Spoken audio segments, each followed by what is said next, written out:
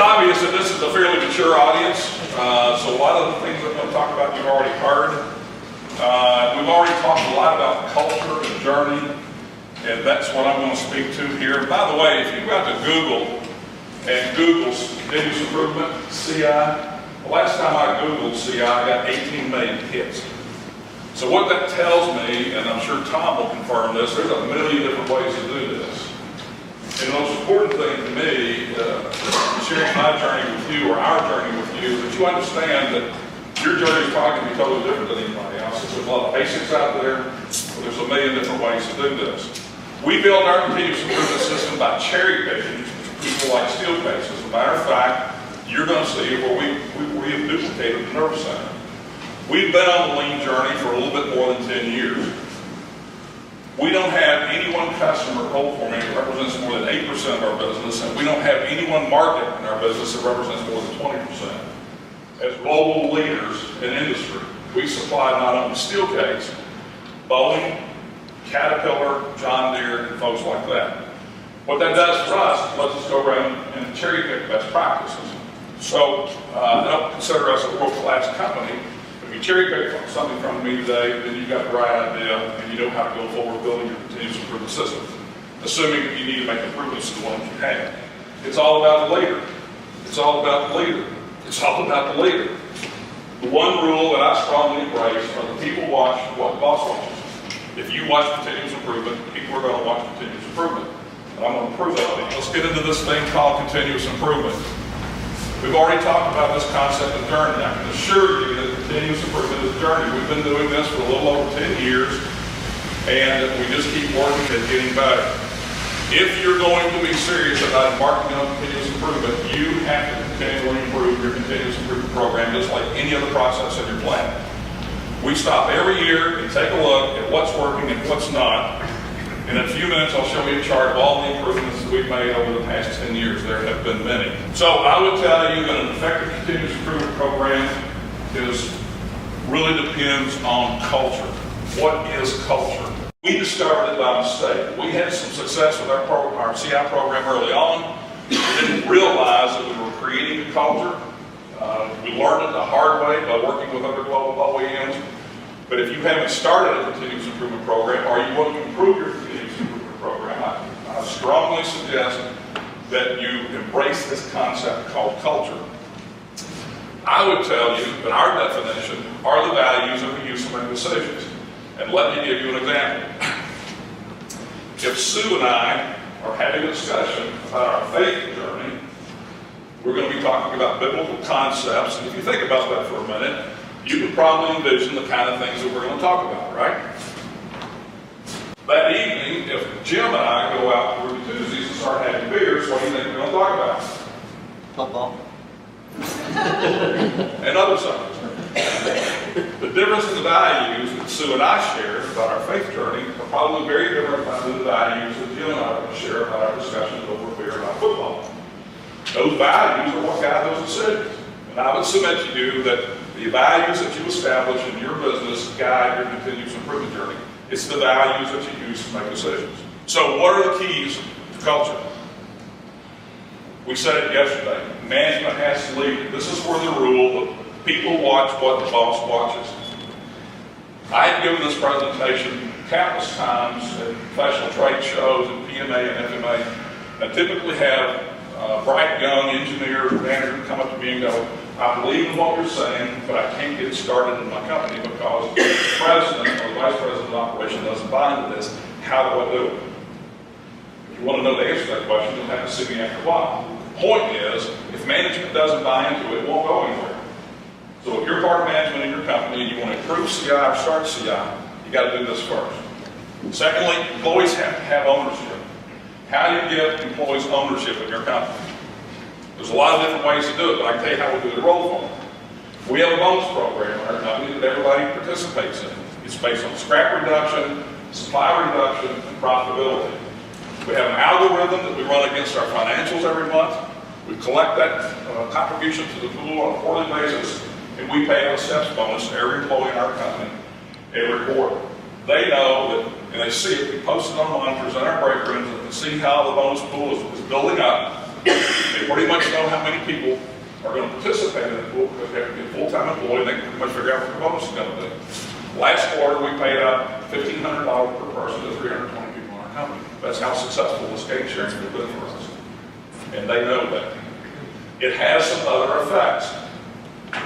Our employees, because of this, will put more pressure on each other than management will. If you're working in a team in our company and you're not pulling your weight, guess who's going to come kick your butt first? That guy working next to you, because he knows you're going to get a bigger bonus check as he is. The second thing it does is when we need to add people, they're going to do is go, wait, why do you want to add people?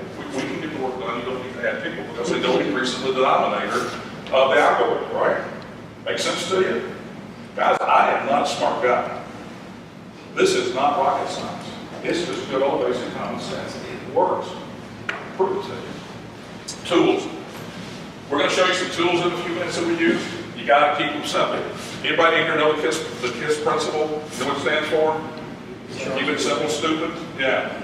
We try to put everything in our plant at about a 5th or 6th grade level. You don't want people spending a lot of energy trying to figure it out. You want people using their energy to use it. Keep it simple. Training. Our people spend somewhere between 5 to 8% of the time in training. Do the math. About 200 hours a year. That's a lot. I typically have people at the end of this presentation say, how can you afford to do that much training? My answer is, I can prove to you that you can afford not to. I'm going to talk about a theme in a minute. A theme gives your culture a face. So, we talked a little bit about this yesterday. I tell you, there's 3 stages of culture. It can be safety, it can be your continuous improvement culture, or whatever, but 3 stages of this. The first one is when your employee walks up and says, the company is responsible for me. If you want to be safe, you have to watch out for me. If you want me to do continuous improvement, you have to make it happen. The second stage is when the employee walks up and says, I'm responsible. I'll take responsibility for it. In the third stage, if you listen to what Doug said about how to get success out here, it's the third stage. And I would tell you they're starting to reach the third stage out here at Steelcase. I'm responsible for my fellow team member. When you've got somebody that's willing to reach out and take responsibility for their co-worker and help them be successful in this bonus program I'm talking about, you're starting to reach the third stage of culture. Now, let me take 2 seconds real quick. How do you change culture? There's a book called Change the Game, Change the Culture, Change the Game by Tom Connors. And it's so elementary, but I didn't figure this out just a couple of years ago. If you currently have results that you don't like, and you want to change the results, the first thing you have to do is to figure out what values you need to embrace to get you to those results. It's not a hard thing to do. Get your team together. What are we going to embrace? The second thing you have to do is to create an experience using those values. I'm going to show you how we did that. And then the third thing you got to do is reinforce the behavior. So if you know what the values are and you can create the experience, you reinforce the behavior, guess what's going to happen? You're going to get the results. It ain't rocket science. They're doing that over at Fresno Larson. This is just good old common sense. If you really want to know more about the dynamics behind this, Connor's book called Change the Game, Change the Culture. Let's talk about theme for a second. Theme gives culture a face. Early on, we used the Oz principle for our theme. This is very simple. This is also a book written by Connors, and he talks about the line, okay? And he uses the characters from The Wizard of Oz. When you get a team of folks together, or when a team of folks in your plant get together to do problem solving, how does that conversation go? How does it get started? We found early on, we witnessed some of this. It's one of those, let's just wait and see what happens. Or it was, better cover your tail, the boss is on the way in here. Or it was, just ignore that it happened. Or my favorite one is, I'm just confused, just tell me what to do, or don't do it. That's called victimization. Somebody's trying to be a victim or create a victim. But if you train your employees through your culture to embrace the Oz principle, and we have this thing posted all over our plants, the first thing is, what was the lion looking for? Courage. See the problem. The second thing was the Tin Man. What was the Tin Man looking for? Heart. Have the heart to take ownership for it. The third thing was, Scarecrow was looking for brain. Most of these problems that we solve out in our manufacturing area are not that tough. Just put a little common sense on it and create a solution. Then what was Dorothy trying to do? She was trying to execute. She was trying to get home. See it, own it, solve it, and execute. How does this work? If you've trained your employees in a theme like this, it doesn't have to be this one. When they go into problem solving, and somebody sits down and says, she did it, it's her fault, all it takes is somebody over here to say, wait a minute, let's take it above the line. Let's see it, let's own it, let's solve it, and execute. You take the victimization out of it, and it's amazing how quick your problem solving becomes. So, some basic rules that I would submit to you for continuous improvement. Everyone participates. Everybody in our company, HR, safety, engineering, everybody participates. Everybody has to be involved in the program somehow. You're always going to have an engineer or human resource person or somebody who's going to want to hide in the back. No, everybody participates. The second thing is it has to be prominent, second only to safety and quality. It has to be one of your top values. Remember what I said? People focus on what the boss focuses on. You have to make it a priority. Training. You'll have to do a lot more training than you're probably accustomed to. Because I would tell you that training is probably the most important thing that we do to arm our people with the tools they need, but it's probably the worst thing. I've been in manufacturing, except for a few years in the Army, I've been in manufacturing all my life. And I never saw an organization that was as good at training as the military. They train or they fight. We still got to make profit, right? You don't invest enough in training, get over it. Third thing is you have to sustain the journey. You have to continually improve your continuous improvement environment or you won't get there. Because we're manufacturers, guys, we only do two things. We launch new products or we do continuous improvement. And when you get one launched, what do? Continuous improvement. It's not rocket science, it's just basic stuff. So, for our continuous improvement program, the journey that we went on, this is how we did it. I'm not suggesting to you that you do it this way. I'm just going to show you an example of how we got there. The first thing is, we put everybody on a continuous improvement team. I'm going to talk about how that worked. We used Kaizens. I'm going to talk about how we did Kaizens. We did performance-focused training. Once again, the worst thing we do, but the most important thing we do. You got to fix it. And the last thing are lean strategies that take us to where we are today. First of all, teams. We created teams. Originally, I think we run about 38 teams in our company now. Only half of them are manufacturing. The other half are office and support. Every team is audited by 2 members of my staff, me and one other member or 2 members of my staff. We go out and audit every team every quarter to see if they're making continuous improvement, and we give them a subjective report card, an objective report card. I'll show you that in just a second. Continuous improvement is based on, in our company we call it EBIT, and what you call it in your company, but why are you in business? Give away stuff? Make people still case rich? No, you're in business to make money. So if you're going to measure metrics, you might as well measure those metrics and help you do what? Make money. This is just a breakdown of the 3 different types of teams that we have. Half of them are production, the other half are support and office. They meet twice a month. We're going to show you how we do that. Quarterly rally in our company, or a quarter where I go out and my staff go out and explain to every employee in our company what's going on from a sales, profitability, product launches, safety, quality standpoint. And we also recognize at least one best team out of every plant and one best office and one best support team. And they get a reward. We buy them lunch and we give them a gift card or whatever. But we recognize our best CI teams. As a matter of fact, Sue goes out and makes a short video that we present in the rally about all the teams. So first of all, back to what I said before, every member participates. We have a nerve centers very similar to the one that you saw out front here, where we use an accountability board. The way we do it is we have hour-by-hour charts we bring in out of every production cell to review those hour-by-hour charts. Those are the actions that go on our accountability board. If we can't solve them there, they turn into continuous improvement products. The other meeting is when they have their lean meeting, and that's when they're working on projects and developing standard work. They review their metrics. You have to have these metrics root cause and corrective action problem solving. I would tell you that this is the most difficult process in continuous improvement. Did anybody ever read an 8D form that they liked? No, it's tough, it's hard. And as Doug talked about, how you develop that culture in your business to use ADs is one of the most important things you'll do, aside from having everybody participate. We look at team projects. We encourage them to bring us needs to spend money and make investments, but it's based on return on investments. I do have a limited amount of capital I can spend, and they have to justify it.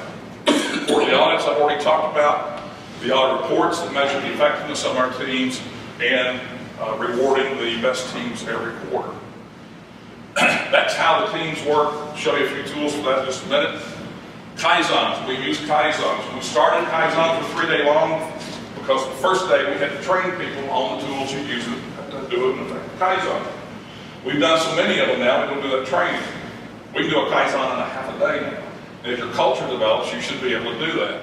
We always try to include a customer or supplier. Typically, if you're working with a world-class customer, they're going to even have better ideas than you do, and they can bring a lot to the table. And you get your supplier involved, and your suppliers start taking ownership for your success as well. If you're going to do Kaizen, get your customers and suppliers involved.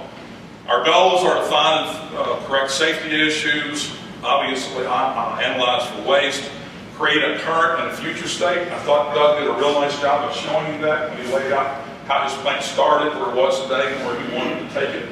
Having that vision and the current state is extremely important as you pursue this continuous improvement.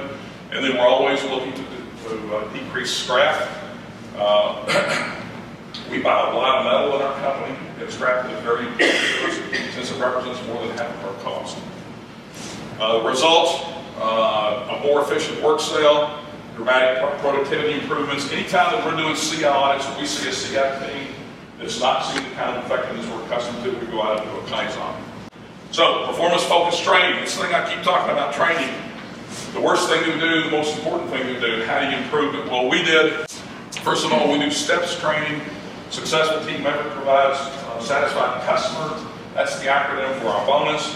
When you come into our company, you'll spend 24 hours in STEPS training, helping you understand the continuous improvement environment you're going to work in, and the tools that you'll use to be an effective member of a CI team.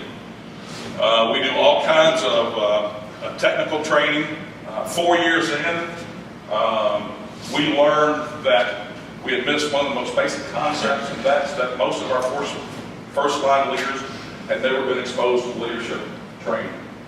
How many of your first-line leaders have really been through authentic leadership training? Don't answer. You know whether they have or they haven't. We created a leadership academy. We found 12 basic concepts of leadership we thought were important. Anybody who was in a leadership role went to one class a month for 12 months. And we cycle them through the academy, and we run one every year to cycle any of our new leaders through the leadership academy. When our candidates are in the leadership academy, they're also mentored by one member of my staff. So they go to a class, they come in and sit down with one of the senior members of the staff, and we talk about what they're learning and what experiences and how they're applying that. Typically what we find, each one of these young leaders has a people problem out in themselves somewhere. And over a year, you help them work through that people problem as a mentor. That's the second dimension of the leadership academy. And then we also use the model line concept. We have a model line in each of our plants. We use that as a standard, and from that standard, we can transition those best practices from that model line to other lines in that particular plant. I've already talked about the STEPS training, pay for skills. Early on, obviously, roll forming corporation. So what do you think the most important piece of equipment in my plant is? A roll forming mill. The key operator in my company is a roll forming operator. So we established a pay for skills program. Each of these levels that you see here has a syllabus of training that employee must complete. When they completed the training, they can apply to take a written test. If they pass the written test, they can apply for a hands-on demonstration. If they pass the hands-on demonstration, they move to the next level. They start out at about $11 an hour. A master tops out at about $20 to $22. So there's about a $2 an hour increase every time an operator tests up to the next level. It's kind of interesting, folks. One of the things I've learned, out of 60 roll operators in our company, About 40 of them stopped at certified. Some people just don't want to be a master. They just don't want to go there, even for the money. It's kind of a dynamic that I didn't realize would take place. So we spend a lot of time trying to motivate our certified operators to become master operators. We've done it tool and die quality. We also have lasers, the laser cutters in our company we've added over the last couple of years, so we're building a pay for skills program for them as well. I've already talked about the Leadership Academy. It's 1 year, 12 principles, we cover one a month for all of our new leaders. The line, Lori briefed you on the theme, the line. How do you solve a problem? Take it by the line and choose the characters from the Wizard of Oz, right? And mentorship. That was a key addition for a new leader being able to sit down with a senior manager of the staff and be mentored as they go through this. By the way, we found that not everybody in our company is a leader, but we also have key team players like engineers who design stuff. They can also be some of the most difficult people to work with. They're typically very eccentric. Anybody know an eccentric engineer? Not trying to offend anybody. So we put in what we call a team building academy. And that's where we pulled out some of the key elements from leadership to run some of our key team members through. And the whole idea was to really focus right here. When you get a bunch of highly qualified people together in a room, do you think there's ever going to be conflict? Absolutely. And if they know how to diffuse conflict, they're going to be a lot more effective team. So our lean journey, as I said before, embrace best practices for world-class OEMs. We learned the value of standard work and model aligning. We did engage TSSC for 2 years at one time. This is the Toyota folks that will come out and work with you. They will come out and work with you if you will ask them. They're located on the Kentucky side of Cincinnati. That's where the TSSC Center is. And they love to come out and work with suppliers. They are the cheapest consultant, sorry Tom, I'm picking on, that you can hire. They're very cheap. And they will come out. You have to be prepared to accept the Toyota production system the way they teach it. We cherry-picked our best practices, set them on their way, and use it to strengthen our system as well. So our transformation, a couple of years ago when we saw how Doug was using the Nerve Center here, we picked up on the Nerve Center and we learned the model line concept from Toyota. So if you go into a Nerve Center, this is what ours looks like. The first thing that happens is our operators bring in their hour charts. That's where you're comparing what you made to what your standard was. If you didn't meet standard, you put a reason over there why. That reason, if it's not solved on the spot, goes on to an accountability board. It looks just like the ones out here that you saw in this center. These are the names, these are the days and month. This blue tag right here means that that person has got a task to solve that affected manufacturing, right? If it can't be solved, it turns into a project and becomes a project that the team works on as part of our continuous improvement program. We also monitor KPIs. They're similar to the ones you saw in the Nerve Center out there. I'm trying to suck up the steel case, but this really brought us true focus on our floor that we hadn't seen before. The continuous improvement program, as I described it to you, is a top-down approach. By using Nerve Centers, we've turned it into a bottom-up approach. Hopefully someday we'll meet in the middle. I won't go through the details, but this is part of the whole concept of standard work. If you're going to have a meeting and you can reduce it to standard work, it makes it a lot simpler for the people who are coming into the meeting because they know what they have to talk about and they know what they have to do. An hour-by-hour chart, I'm not going to spend a lot of time on this. It's a great concept. We had never used it before.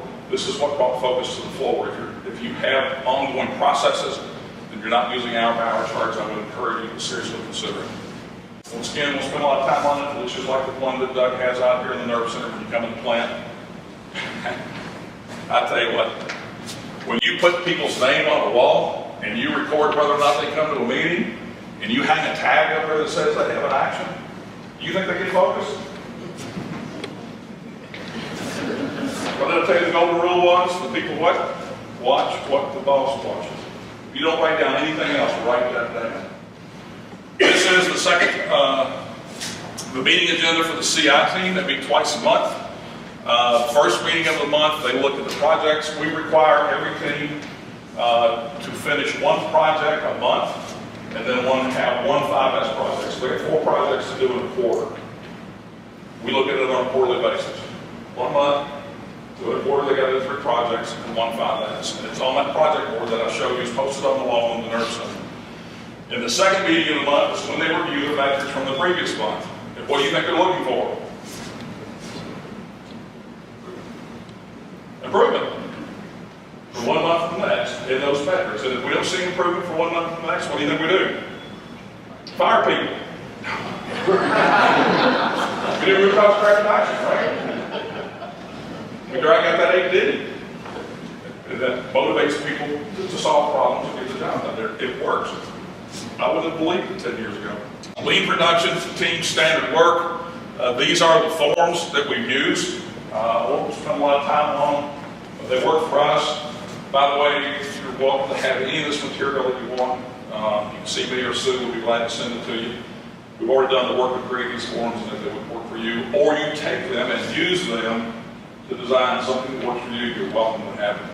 The Nerve Center Project Board, this is where each team has to complete 1 project per month for the quarter. We have to record savings. Our goal is to save 2% of sales. If I do $100 million this year in sales, how much will I save? 2% of the million is, yeah. For us to sustain improvements, we went to the Nerve Centers. We have implemented the concept of andons, how operators can get attention when they have an issue or they need resupply or tools. We use the hour-by-hour charts that I have explained to them, and we created standard work for all positions. I'm the only one in the company that doesn't have standard work, and that's because I'm the president. Come on, folks.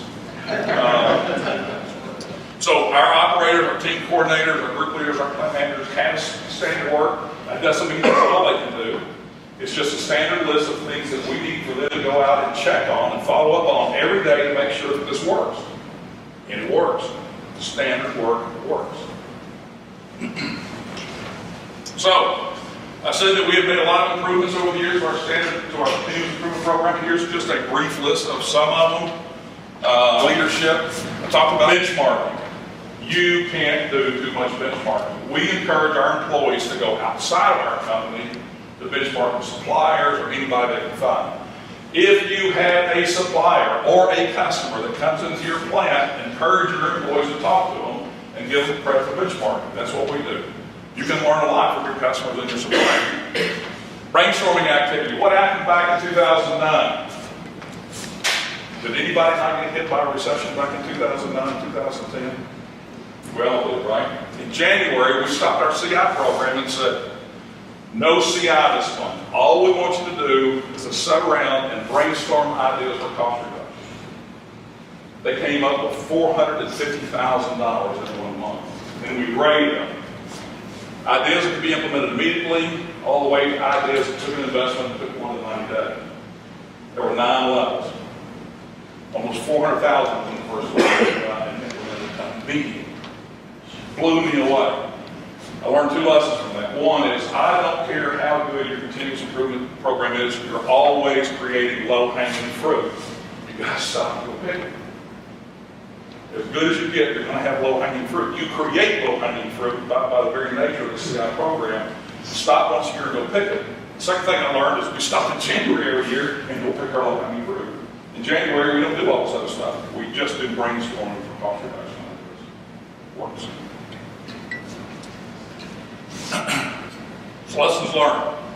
We doubled our value added. In 2002, we were at 10% loss company. We're about 25 million today. This year we'll do about 125 million. And I won't tell you what our profitability is, but I'll tell you that we're in the top 5% of 210 companies in Wilkes County for profitability. It turned it around. My employees are getting somewhere between $700 and $1,500 a quarter bonus check. It's gotten so it represents around 10 to 15% of the total compensation. It's a huge motivator. It builds customer and supplier partnerships. We wouldn't be using the 4 focused Nerve Center today if we didn't have a partnership with Stimulus. And Sue and I are going to go spend a week with Boeing in October to do the same thing because we're running the new Boeing 787 to make a part of the new Boeing 787. We'll be spending a week out there with those guys. It maximizes team member ownership. You know, we talked about, one of the things we talked about in our the little work we did is how do you get people to buy in? This gets them to buy in. Employee participation must be a condition of employment. And if you have people in your company who don't buy into the process, give them the opportunity to pursue their career in another place. Hear what I'm telling you? I have had to help $80,000 and $90,000 a year engineers go find a job somewhere else because they didn't buy into our culture. You can't have any tolerance for it. It's a disease. Hang on. It has to be a condition of employment. Now, our friends at Steelcase are probably a little softer than that. They probably would say that. Doubt you find very many people on that floor that don't buy into this concept. So I just call a spade a spade. Get them out. Okay. Hope I didn't use too much time. We're glad to answer any questions that you have.